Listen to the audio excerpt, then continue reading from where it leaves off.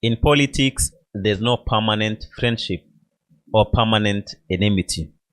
Your friend today in politics arena can be your enemy tomorrow. And your enemy today can be your friend tomorrow in political things and issues. Today in GTune TV and Cyprian TV, we are hosting an activist, political activist, on governance activist, and political analyst, none other than Abel Mokua. My name is Emmanuel Bosire. Thank you to the show. Karibu sana bwana Abel. Asante sana. Habari ya kushinda? Niko salama. Siku imekuwaje? Siku ijakuwa mzuri. Tunajaribu kukazana do. Najua unaelewa mambo si rahisi hapa nje. Siku njema uonekana asubuhi. Mbona siku yako ilikuwa mbaya? Yangu okay, tuseme labda kwa sababu ya mashughuli tu. Najua right now in the situation in which we are right now as a country, we tend to imagine not just about ourselves. We bring in the whole country where we are. So we try to analyze. You find yourself thinking about it all through. So when you imagine some of the things that are developing in the country, you can find your day starting not so good. But we thank God we are alive and good health. And thank you for making it to this wonderful podcast show here at GTune TV and Cyprian TV. I'm happy to be here. Who is your best friend? God. God. Yes. Earthly friend. Okay. Anyway, actually, I have so many friends. And I think I'm a friend. Anyone who thinks positive about another, that's my friend. Yes. You are passionate about governance activism, about human rights, about democracy, and about political analysis. What comes to your mind about friendship and enmity in politics? Friendship and enmity in politics. It's the common saying about on Kenyans, or maybe in political arena. People talk of there are no permanent friends or permanent enemies in politics. It is true, based on the dynamics so far in the current Kenyan political terrain, it is the same, that those who have been enemies can become friends, those who are friends can become enemies. So it is common that there is no permanency in either. And that is what has been running the Kenyan politics. According to you, Bwana Abel, in Kenyan politics, whom do you think have been the longest rivals in politics? The longest rivals, I think it's the Odinga and the Kenyatta family. The Odinga's family and Kenyatta's family have been the longest rivals in Kenya. These people have been rivals for some time. Yes. What do you think could be the cause of their rivalry? Generally, it's about power and wealth. Yeah. Because even political, the politics of Kenya, people just want to be in power to manage their wealth. We've not gotten clear leader, someone who wants to serve. So basically, when you have such kind of dynamics, such kind of thoughts from leaders, you realize that enmity generally comes from there. Because if we look at what has been happening in Kenya, if, for instance, let's take it back to 2018, these people were very serious enemies. I mean, when you look at it, Uhuru Kenyatta since 2013 to 2018, these people were not seeing each other eye to eye. But the moment they sat down and agreed on some one or two things, which came out later on, these people became friends. So generally, it is just the issue of interest. Yeah. So long as the interest merge somewhere.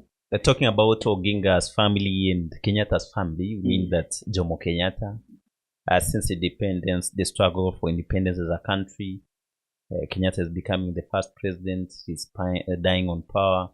His son Uhuru Kenyatta comes in, becomes a president in Kenya. Talking about Odinga's family, we have Odinga being an activist, if to a point of becoming a vice president of Kenya, moving on, bringing issues about democracy, multipartyism. His son Raila Odinga joins active politics, and Raila Odinga faces Uhuru Kenyatta in an election, and we see that enmity. Uhuru Kenyatta was the last, and they brought in the handshake. So the friendship or the enmity between Kenyatta's family was brought in through the handshake. There's this Odinga's family and William Ruto. Ruto comes from which family? Okay, the family of William Ruto, it is not, when it comes to the individual, the individual setup, of our family. William Ruto is not from these big families.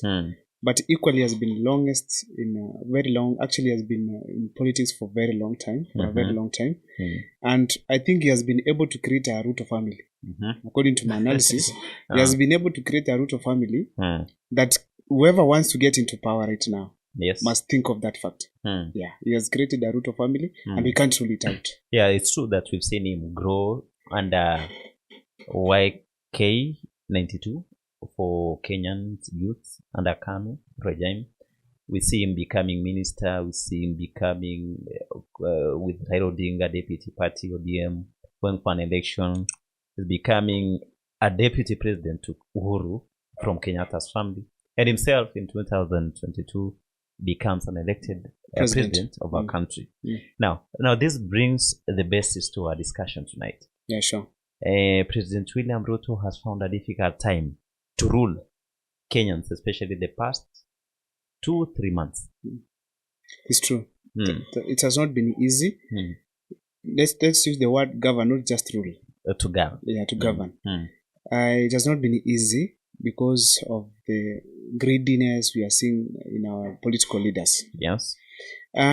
Basically, whichever the circumstance that he has been in right now as we talk, it has been his own making. Yeah, it has been his own making in the sense that there's nothing that has come in his life that he didn't see. I get in this. So which is this that he did not see? Let me give you a very simple example. When he was getting into power, he campaigned on the basis of a bottom-up economic model. Hustler versus dynasty. Leave alone even hustler versus dynasty. Bottom-up economic model. Let me pick it from there. Yeah. So when he was campaigning about this kind of an idea, if you take a contemporary Mwananchi and then you ask him, what do you understand by this? It is basically lifting those who are at the bottom. Okay? So there's this expectation he created to people that when he gets into power, he will be able to change the lives of the people at the bottom of the pyramid. This was also emphasized after he has gotten into power when he said the moment Neka Biblia chini hivi, Niona sasa, things could have changed in this country. So there's this hope that he created among Kenyans across the country. So first of all, that hope that Kenyans that he had created in Kenyans, those are the expectations that Kenyans had in him. So when he got into power, now he's the president of Kenya. None of these things has been achieved so far. We see him acting differently. But you see him coming to power. There are those things that he has done to prove that he really meant it. Talk about the prices of fertilizer. Mr. President has really done that. A bag goes to around 2,500 shillings from double what he got when he went to office. Talking about the cost of maize flour, the tin which was going almost to 230 shillings, he has brought it down to almost 100 shillings. The cost of living is somehow bearable to some goods and services compared to what their prices were initially. Yeah. You know, that is the thing that Ruto has been driving himself on. Unga imerudi chini, fertilizer imerudi chini. What about other things? The price of fuel in our country, the price of the dollar against the Kenyan shilling, you've seen it for the past few months having its stability as it used to be. Don't you see that's a credit to him? Let me just take you back slightly. Yeah. Let's pick it from the issue of unga and fertilizer itself. For a farmer who is going to plant today, for instance, this person will buy that unga, isn't it? And then he's going to go direct to the shamba. And in the shamba here, there's labor that is going to incur. Apart from the labor, there is also transport that's going to occur. There are also even the seedlings themselves that is going to plant over there. There are so many that take place, you know. All these things, they don't just depend on the price of unga. You get? Or the price of fertilizer. What do they depend on? There are many other factors around it. Now, for a person to manage to pay someone who's going to assist him in plowing, this person must have money. Okay? Therefore, the entire economy must allow first people to have money in their pockets. Okay? We don't want a scenario where like you give a person something from one hand, then you take it to the other side. For instance, now the unga has come to 2,500. Let's talk of 3,500 or 2,500. Then you realize that upon harvesting, upon harvesting, this person to transport this maize to a certain place, it is difficult. Why? Either there could be bad roads, or there could be cost of transport because of the cost of fuel that has gone up. Yeah, you get. So, and then when you realize that unga is cheap, it is a basic commodity, we all agree. But you realize that apart from unga being cheap, there are many other people who need that unga to an extent that you realize the requirements for a person to survive, is not entirely unga itself. You get what I'm talking about here?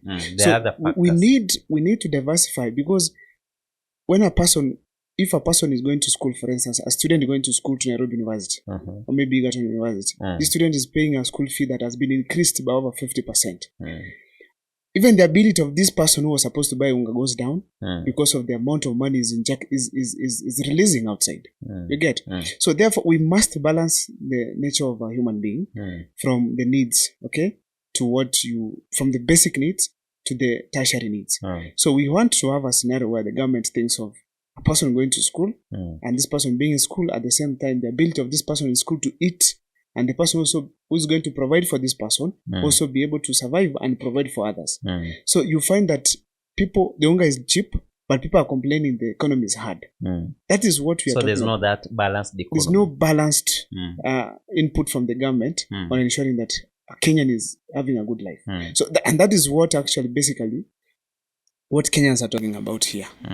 Because if we can have a brief history on what is happening right now, we talked about Ruto's inability to govern the country. Let me give you a simple analogy. Statistics on how Ruto found himself in a scenario he is right now.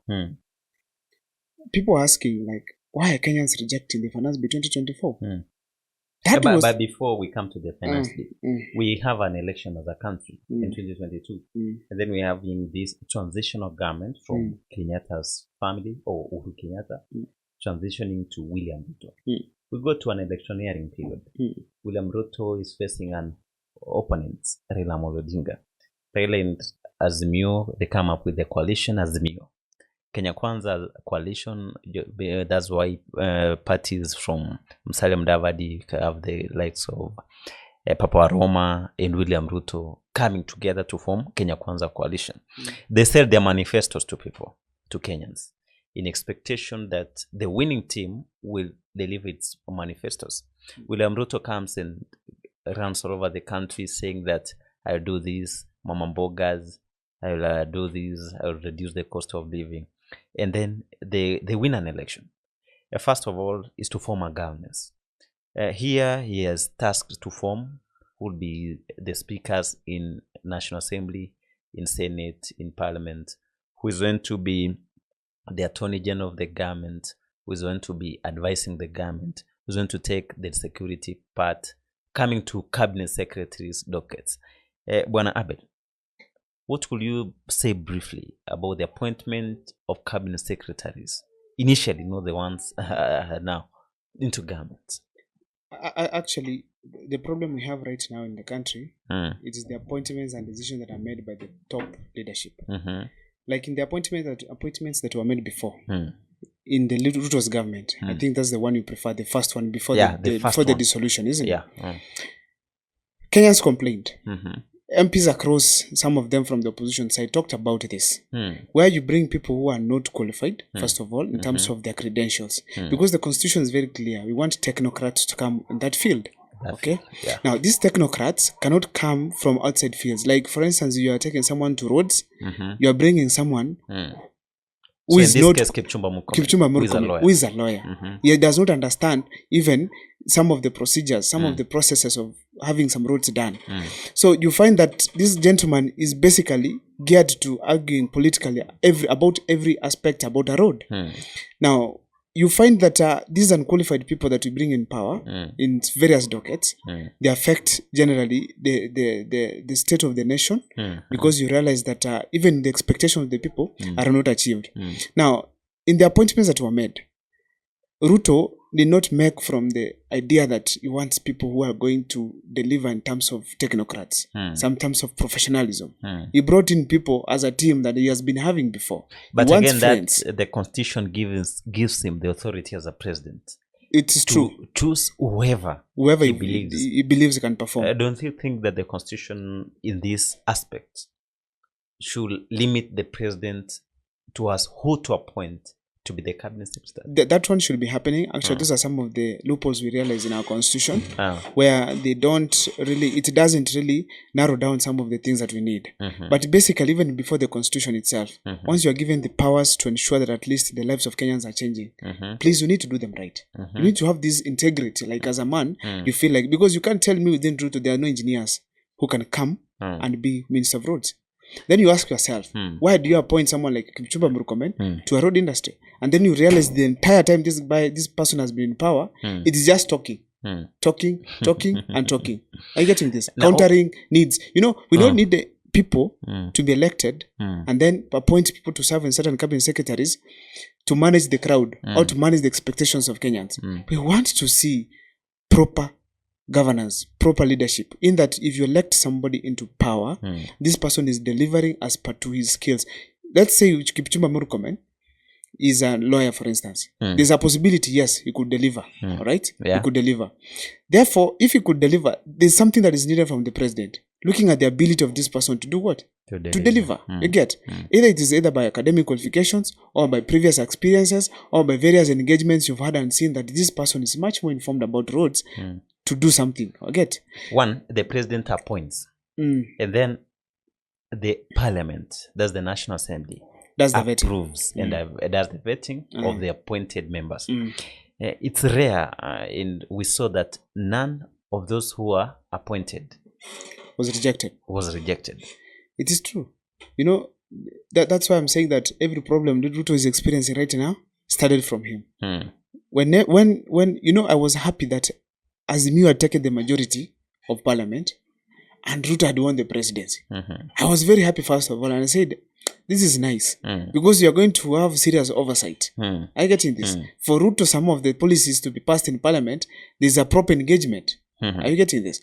But when I saw some of the members of parliament who were elected from the Azimio side defecting to the government side, now giving room for Ruto to execute anything, either wrong or right, that's when I knew you're done. Now, we build up the story. He appoints the cabinet secretaries. The parliament, he forms the governments.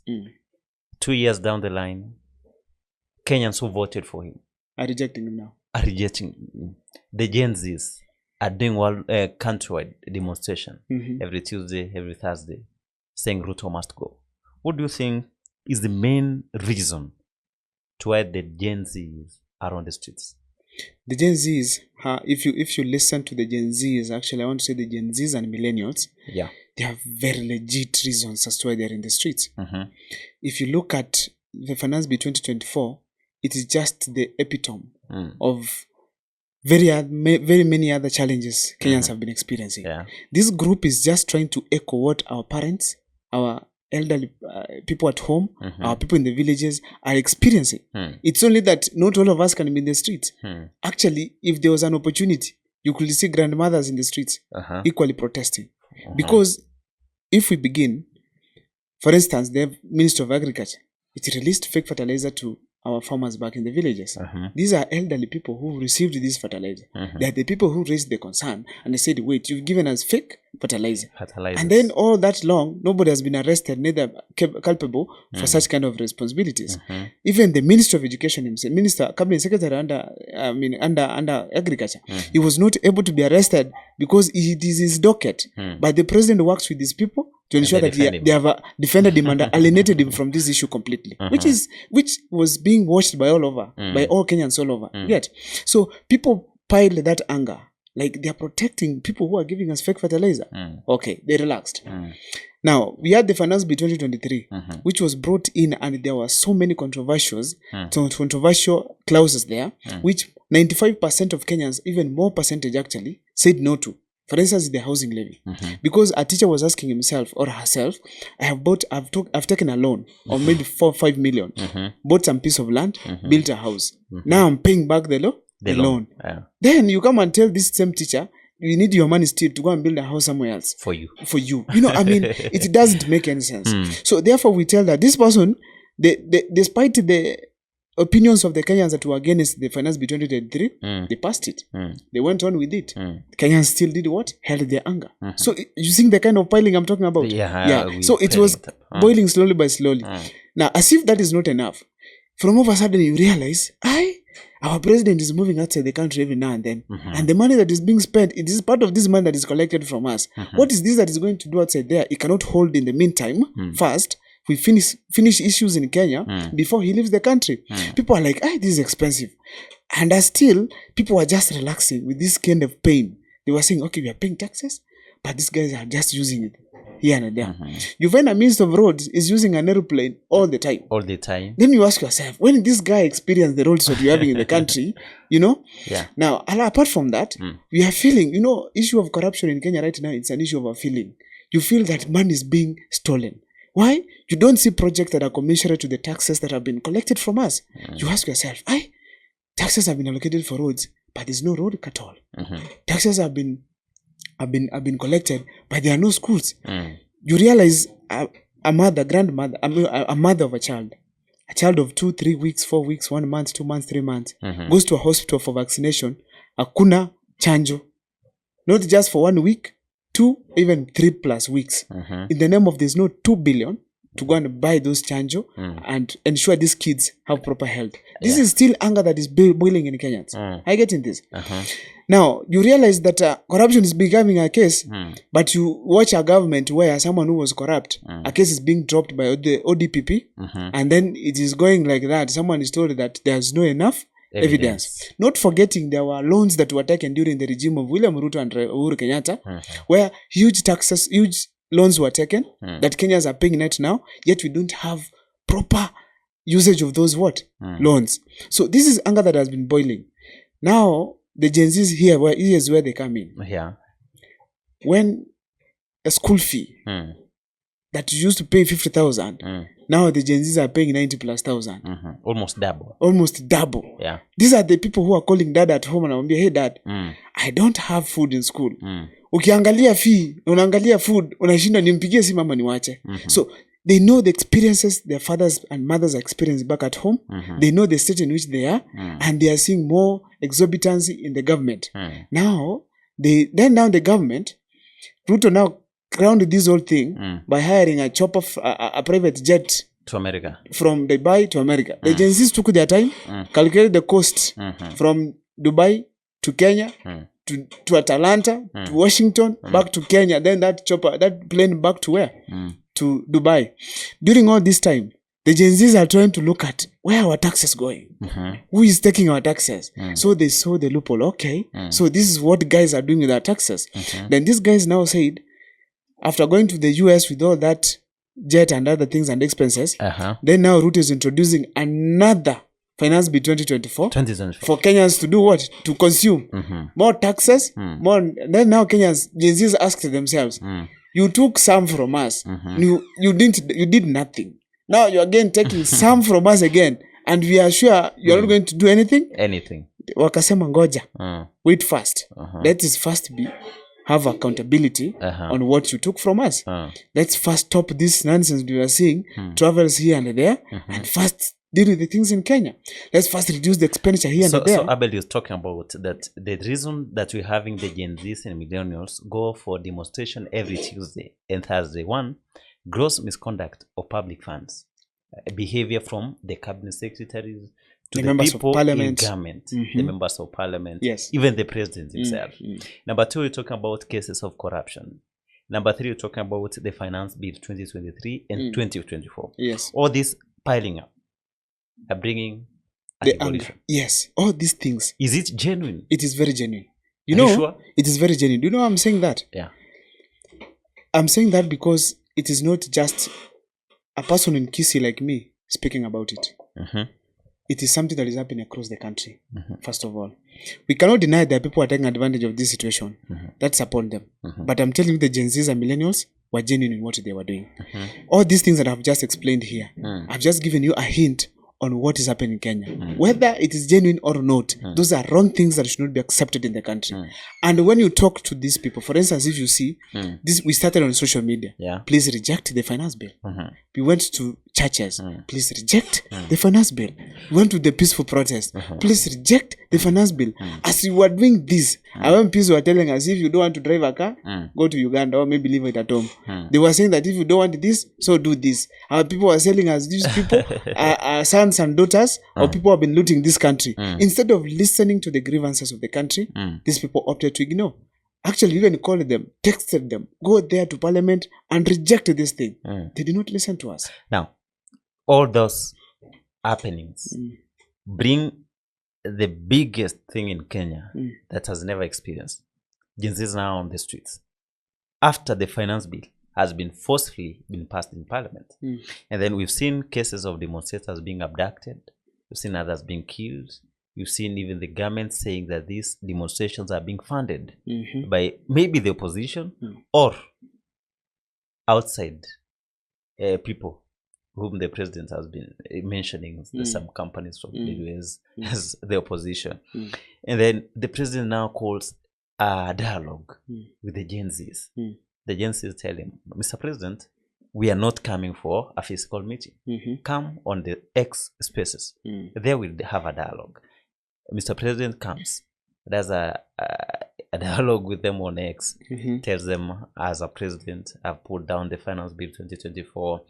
And on that, we saw Gen Zs entering parliament, something that has never happened in Kenya. Historical. That's the story. And it could be maybe the anger that these Gen Zs and millennials had toward the president and his governments.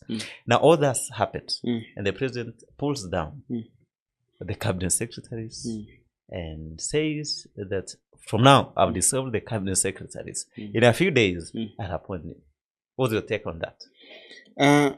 First of all, on the developments of the demonstrations, where we had the Gen Zs and millennials going to the streets and occupying parliament. You know, it's uncalled for when you realize youths of this country, simply because of speaking their voice, they're being shot. Simply because of doing what the constitution allows, they're being abducted. Simply because of tweeting, just imagine. And then you shoot these people. You know, there's a youth I was listening to who was speaking about the ordeal on how it happened in parliament. This gentleman said they got into parliament. Fine, there were a few shootings that occurred within the parliament buildings. But upon coming out, there were no policemen in the street at all. But they could see some of them falling down in the name of being shot. Which means these were snipers positioned in a position to shoot them in their heads. Are you getting this? They were all shot in their heads from a certain angle by a sniper. A government doing such for its people because of raising their voice. And yet the constitution allows that. But again, you know, in as much you have rights as a country, you should not enjoy your rights to a point that the other person's right are being limited. Whose right was being limited here? You know, one, whose right? I'm trying to speak maybe the government's right. The government's accessing idea. The government offices, and nobody stops Kenyans from attending parliament. Nobody stops us because those people are there. We are the ones who sent them there. Everything, all the sovereign power belongs to the people. I get in this. So we can either exercise them indirectly or directly.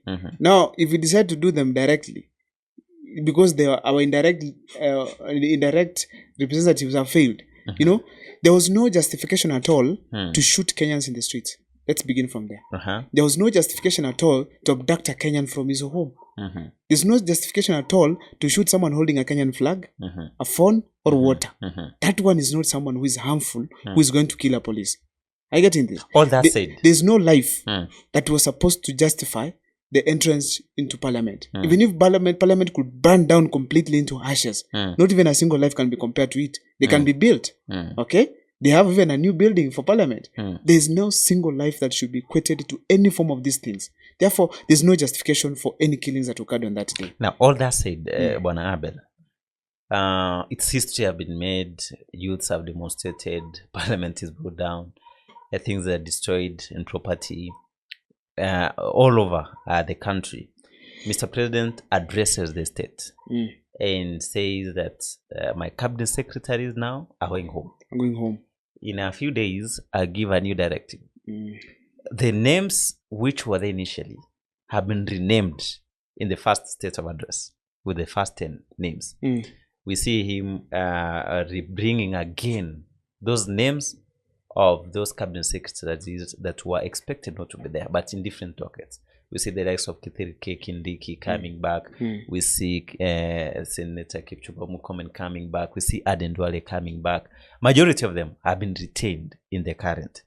Now, as Mr. President, I don't know himself or his advisors, both economically as Kenya and politically, he sees that Gen Zs are bringing this country into this big thing.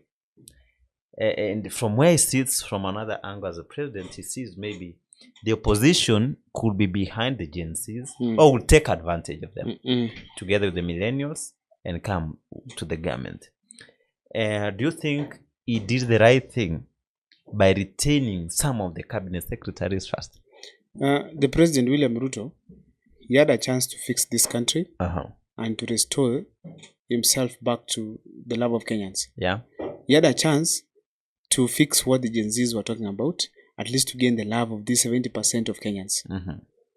But what did he do? He disappointed himself and everyone else by reappointing the same people we rejected back into the cabinet. Why am I saying so? You know, the cabinet was dissolved out of incompetence. And we were crying we were all over crying and saying we don't want these people simply because of the way they have been performing. In general, we didn't feel that there's even a government. We just see the president all over doing everything, moving around the country, launching things that were launched before. There's nothing significant that was happening. It was just PR here and there. So these people when they were returned back, it was a huge disappointment because I didn't see that the president took the grievances Kenyans were talking about. Because we were not talking about having people in that positions. We were talking about having the right people in those particular dockets. I'm getting this. But when the president now returned these people, it was a disappointment because we feel like still he has not gotten the point. He does not have the feelings of the Kenyans at heart. You know, when we went to the streets, because we've been wasted as a country, where people are using our money, but they are not giving anything back to Kenyans. The people who gave them the power. These people, when they came back, when they were in office, we were able to see they were not qualified to take up any of those matters. Are you getting this? Yeah. But you decide to give them back to do the same things. And then, to make matters funny, the president said that he has deeply thought about it. But it didn't take time before he reshuffles again. You know? You realize you've reappointed someone to defense.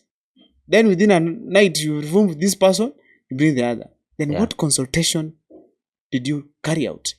Who did you consult then? What deep thinking did you engage in if at that time you could not make a proper decision? Now, what did you bring them to the office to do? Yet they had failed before, you know? So therefore, I want to say about the appointments, the president had a chance to fix himself, and I'm sorry, I don't think he'll get another chance again. On the same page, he first appoints 10 and later comes and gives another 10. From his sitting and maybe from his political advisors and from his political vision, maybe thinking about 2027. Napiga simu. Sijui wanapatana na Raila in the ODM at large, the opposition. And he deliberately pockets the whole opposition. And now the tone changes from youths don't demonstrate. If you say Ruto must go, then whom do you want? He's much better than the one second in command. And you see those tones 2 or 3 a weekend, and then on a Monday and Tuesday, president comes and appoints John Badi. The opposition is here. He comes Opiyo Wandanyi. He comes Ali Hassan Joho and the other person, all 4 from ODM, and brings them into the government. Do you think that President Ruto and the government have gone to bed with opposition? I honestly want to avoid so much talking about Raila Odinga based on what has transpired of late. I personally feel like I don't need to talk about him, but unashindwa kuavoid. Let me just talk about President William Ruto. Bringing in the opposition is not the solution that we need in this country. Because the same problems that were there that we were asking, because once he dissolved cabinet, there were conditions that we gave. And those conditions, if it is someone of sound mind, to be honest, he was supposed to take them into account. I get in this? So that we can have people who are running such ministries. But now that he ignored them, honestly, the last people he was supposed to bring was not the opposition. Because if you bring the opposition, are you telling Kenyans that there's no longer opposition in the country? Now, let me look at these 4 people that were brought in. For instance, John Mbadi. He has been an MP for some time now. You cannot go to where he has been an MP in Suba or Mbita and ask anything unique that he has done with the CDF that he used to have for the 3 terms he was in office. Are you getting this? There's nothing unique. And talk about the docket maybe has been given about financing. I'm coming there now. Therefore, if the 150 million, 130 so million was given when he was elected as a member of parliament, we didn't see anything unique. What unique thing will he bring to the entire cabinet, the entire government planning? There's nothing at all. Look at John Mbadi. I'm just talking about him to be specific. It is one of the people who castigated the bottom-up economic model.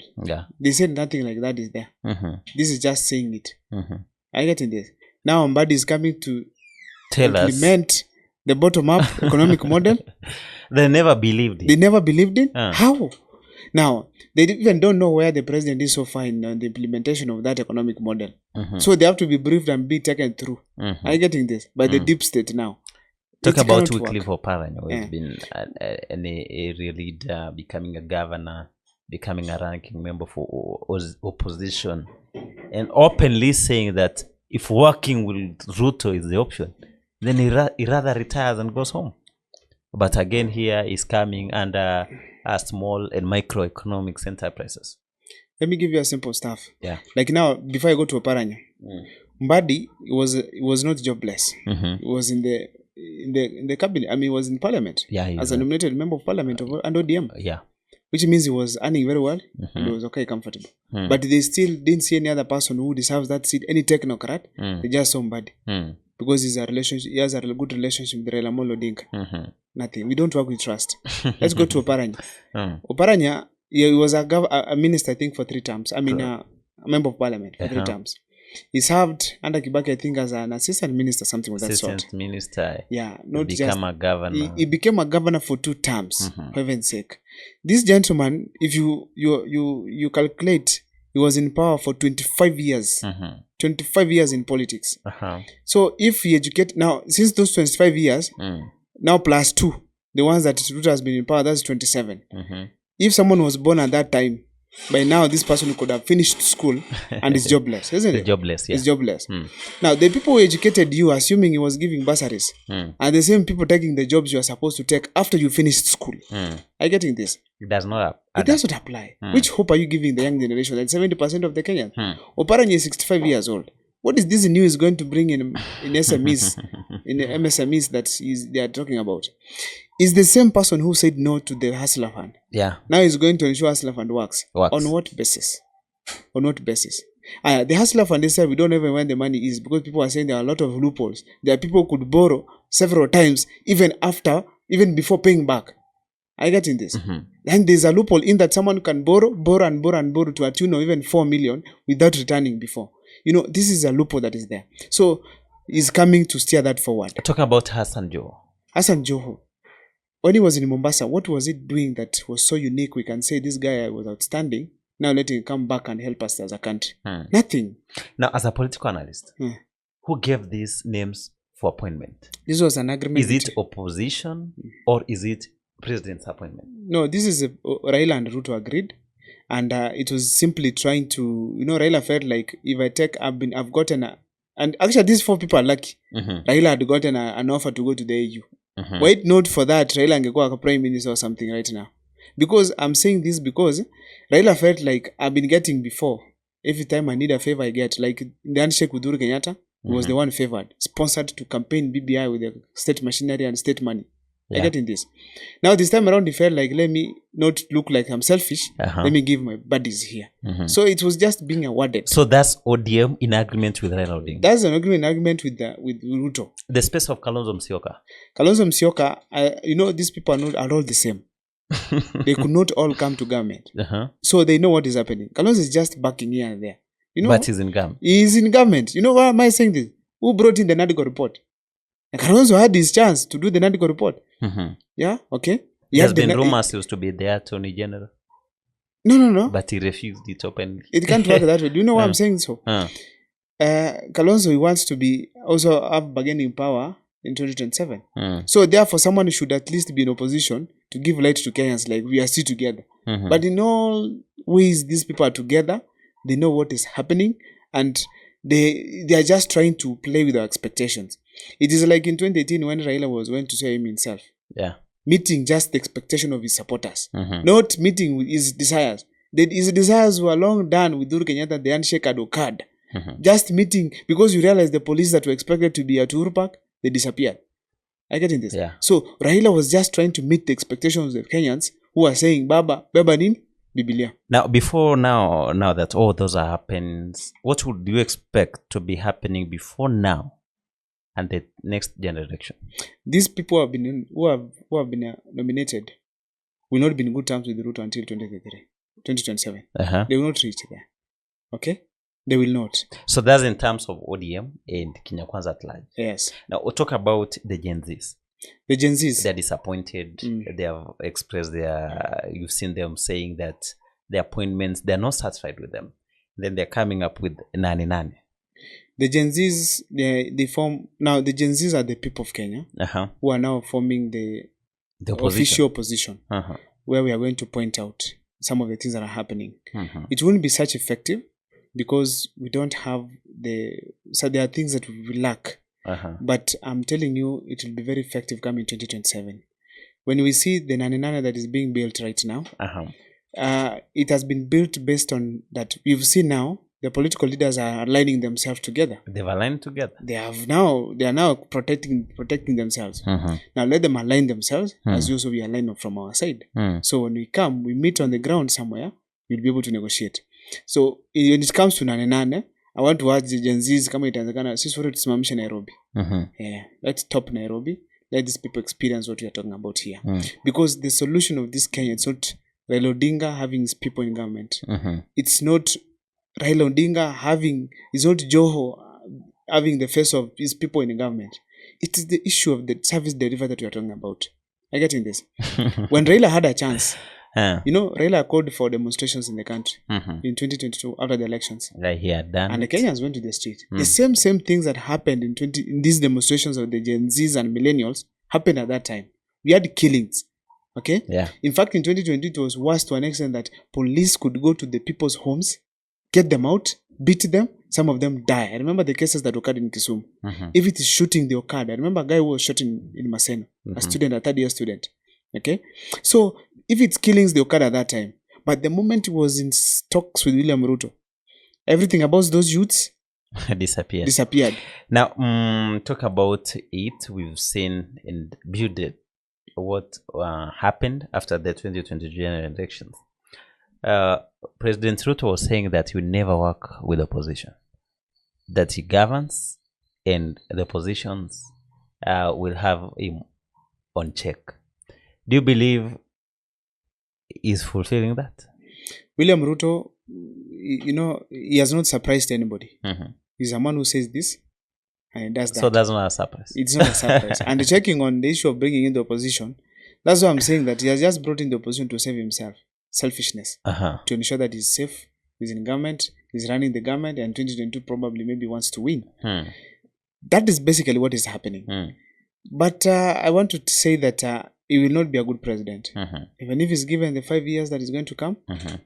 Because if a good president is not just felt after 5 years or after 10 years, as long as you have good intentions, you'll be felt from the first day in office. Ruto is not a good president. He's not. This has been a wonderful discussion about the Gen Zs and millennials demonstrations across the country, together with President William Ruto's appointment and reappointment of cabinet secretaries to serve in different dockets. This has been a wonderful show here at Cyprian TV together with GTune Television. Our guest today was Abel Mokua, an activist about governance and about political analyst who has been helping us to understand and digest all this. Until next time, GTnews Cyprian TV, I was your host, Emmanuel Busire. Thank you.